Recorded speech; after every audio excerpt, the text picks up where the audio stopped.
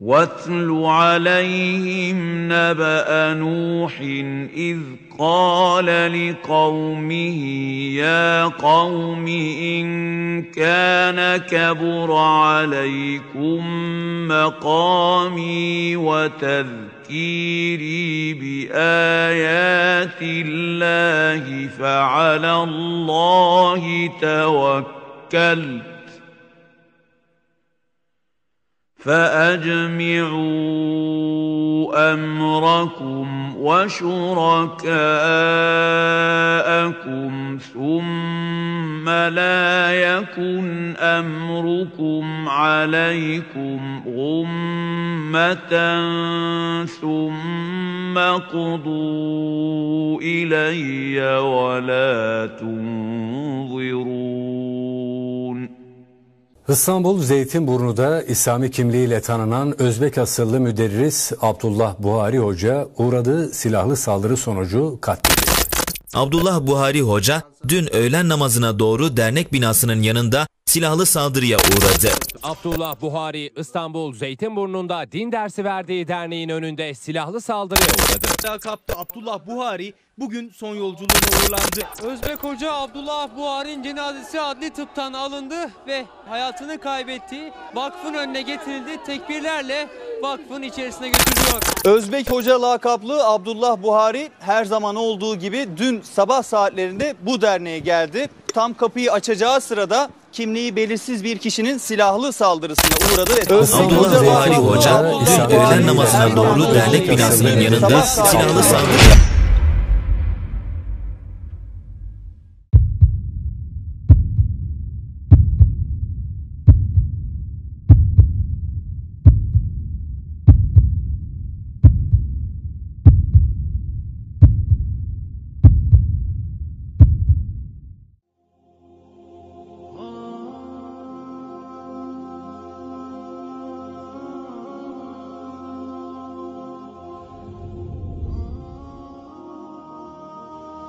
واتل عليهم نبأ نوح إذ قال لقومه يا قوم إن كان كبر عليكم مقامي وتذكيري بآيات الله فعلى الله توكلت فأجمعوا أمركم وشركاءكم ثم لا يكن أمركم عليكم غمة ثم قضوا إلي ولا تنظرون.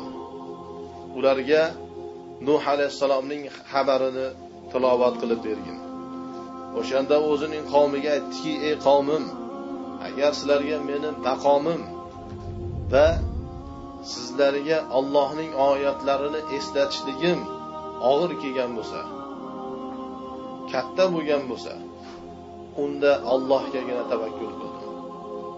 Unday bo'lsa, ishlaringizni va butun shirklaringizni to'playlar. Keyin sizlarning ishlaringiz ustilaringizda g'am bo'lmasin. Ya'ni ichlaringizda qolmasin. Keyin menga xohlagan hukmlaringizni chiqaringlar va menga hech qanday muhlat ham bermanglar. Tafsir vatlu ya Muhammad. Ey Muhammad alayhisalom tilovat qilib bergin. Qarang, aslida biz buni bu oyatlarda kofirlarga aytishligimiz kerak. Alayhim ay kuffari Makka. Ya'ni Makkaning kofirlariga. Payg'ambarimiz alayhisalom o'zining zamonidagi kofirlarga aytib bergandek, biz ham o'zimizning zamonimizdagi kofirlarga aytib berishimiz kerak. Lekin bu oyatlarni biz o'zimiz zamonimizda musulmonlarga aytib bersak, eshitgani qo'rqishadi. Aslida bu bizning qonunimiz bo'lishligi kerak. Hayotimizning dasturi bo'lishligi kerak. Qarang, u kofirlarga tilovat qilib bergin. Naba xabara Nuh alayhisalomning xabarini, voqeasini va yubdal minhu bundan badal bo'ladi. İz qala li qavmihi ya qavmi. O'shanda Nuh alayhisalom o'zining qavmiga aytdiki, ey qavmim, in kana kabura shaqqa alaykum maqami lubsi fikum. Agar sizlarga mening sizlarning ichlaringizda qolishligim, turishligim og'ir kelgan bo'lsa, mashaqqatli bo'lgan bo'lsa, ko'tara olmayotib turgan bo'lsalaringiz, qarang, Nuh alayhisalom ularga og'irlik qilyapti.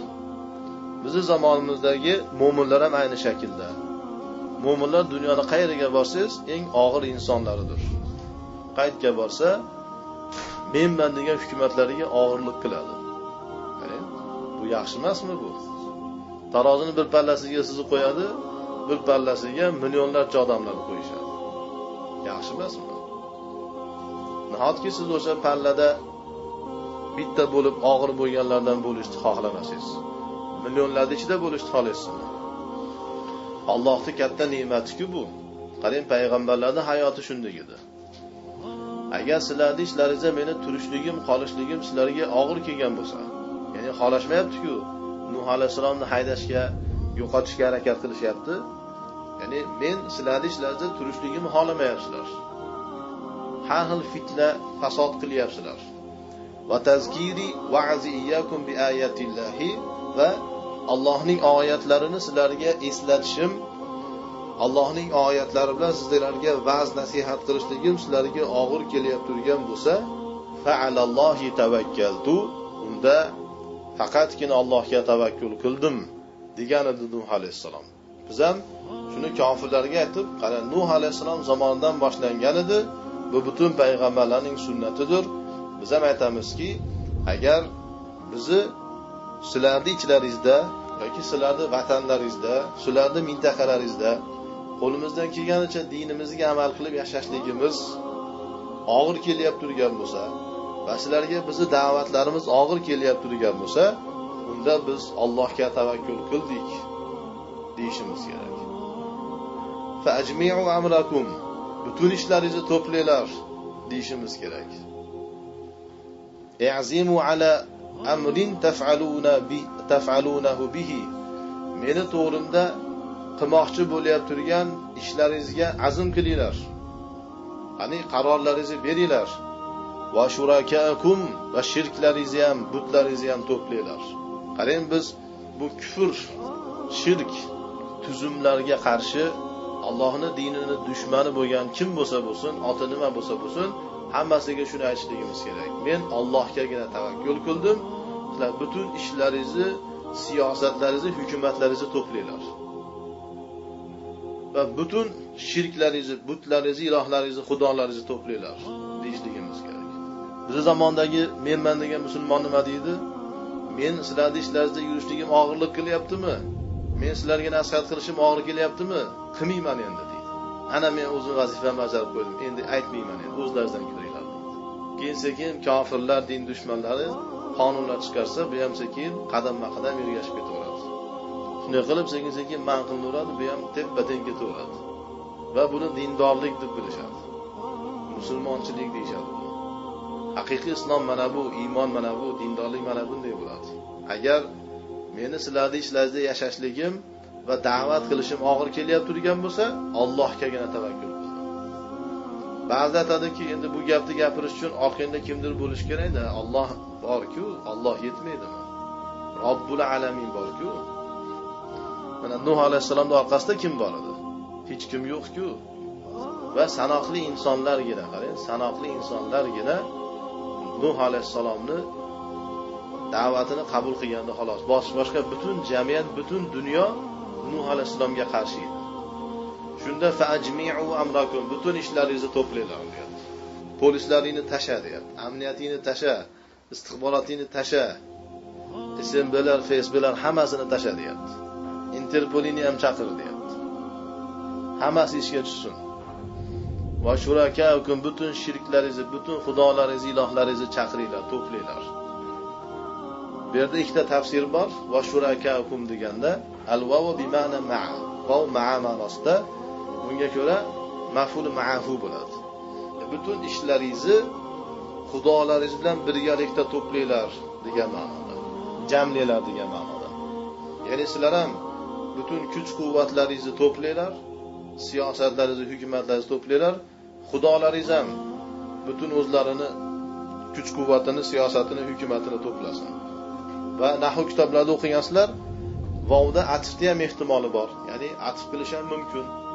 Amrokumga atf bo'lsa ham bo'laveradi. Unda siyosatlaringizni to'planglar va shirklaringizni, xudolaringizni to'planglar.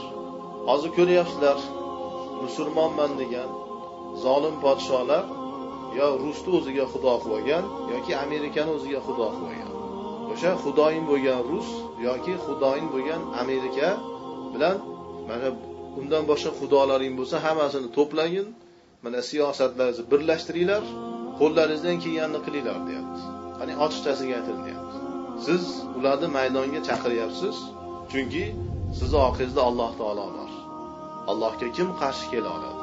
Nuh alayhisolamning gapi bu yerda to'xtagani yo'q. Qarang, davom etyapti. Summa la yakun amrukum alaykum ghummatan. Keyin ishlaringiz sizlarni o'yinlaringizda ustularingizda g'am bo'lmasin deyapti. Ya'ni masturan, maxfiy bo'lmasin deyapti. Menga dushmanlik qilasizlarmi? Maxfiy qilmanglar deyapti. Bal azhiruhu, balki izhor qilinglar. Va jahiruni bihi, va meni to'g'rimda ochiqchasiga oshkora qilinglar deyapti. E'lon qilinglar. Butun medialarda ko'rsatinglar deyapti. Televizorlarda ko'rsatinglar, radiolarda gapiringlar. Hammasida, Facebookda, WhatsAppda, qo'llaringizdan nima kelsa, nima imkonlar bo'lsa hammasini ishlatinglar. E'lon qilinglar. Ajmi'u degani to'planglar deganda mahkam bo'linglar degan ma'nosi ham bor. Jamoat bo'lgandan keyin quvvatli bo'ladi-ku. Shuning uchun i'zimu deb tafsir qildi Suyuti, azmli bo'linglar degan. Mahkam bo'linglar, jiddiy bo'linglar deyapti. Bu yerda ham to'xtamadilar. Summa qdu ilayya. Keyin meni to'g'rimda hukmlaringizni chiqaringlar. Summa qdu ilayya. Meni to'g'rimda qonunlaringizni chiqaringlar, hukmlaringizni, qarorlaringizni chiqaringlar. Nima desalaringiz deyurlar? Terrorist deysizlarmi? Al-Qoida deysizlarmi? Vahhobiy deysizlarmi? Nima desalaringiz deyurlar? Umdu fi ma aradtumuhu, va o'sha xohlagan narsalaringizni davom etinglar. O'sha menga zarar bermoqchimisizlar? Meni yo'qotmoqchimisizlar? Shu hukmni chiqardilaringizmi? Davom etinglar shunda. Wala tunziruni, va menga muhlat bermanglar. Hech menga imkon bermanglar. Tumhilun, meni ihmol qilmanglar. Endi Nuh alayhisalom nima qilar ekan? Bizda aytadi-ku, bir hukumatga ishonish kerak, bir narsa bo'lish kerak. Bunday gapni gapirish uchun bir narsa bo'lish kerak-da deydi. Tafsirda qarang. Fa inni lastu mubaliyan bikum. Albatta men sizlarni hech nazarimga ham ilmayman deyapti. Qarang. Bu gapni gapirish uchun illo bir narsaga tutilish kerak emas. Endi Allohga tavakkul qilasiz, boshda aytildi-ku, fa'alallohi tavakkaltu. Allohgagina tavakkul qildim deb boshda aytildi. Lekin zohiriy qurol-yaroqlaringiz, askarlaringiz, hukumatingiz, davlatingiz bo'lish shart emas. Hech ularni mensimay qo'yasiz, bir tiyinga olmay qo'yasiz, rasvo bo'ladi. Ya'ni dushmanga eng katta zarba uni mensimaslik, bir tiyinga olmaslik. Shunda butun dabdabasi bilan rasvo bo'lib qoladi, xor bo'lib qoladi. Qarang, osongina, hech narsa kerak emas. Hech narsa emassiz. Lastu mubaliyan bikum. Sizlarga hech parvo qilmayman deyapti. Hech e'tiborga olmayman sizlarni deyapti. Hali izzat qarang, bundan oldingi oyatlarda Alloh taolo aytdi, izzat meniki hammasi deyapti. Sen avliyo bo'lsang, mana avliyolik mana bunday bo'ladi. Avliyolik bu cheka joylarga kirib olib, xonaqolarga kirib olib, chillaga kirib olib, sub deb yotishlik bilan bo'lmaydi.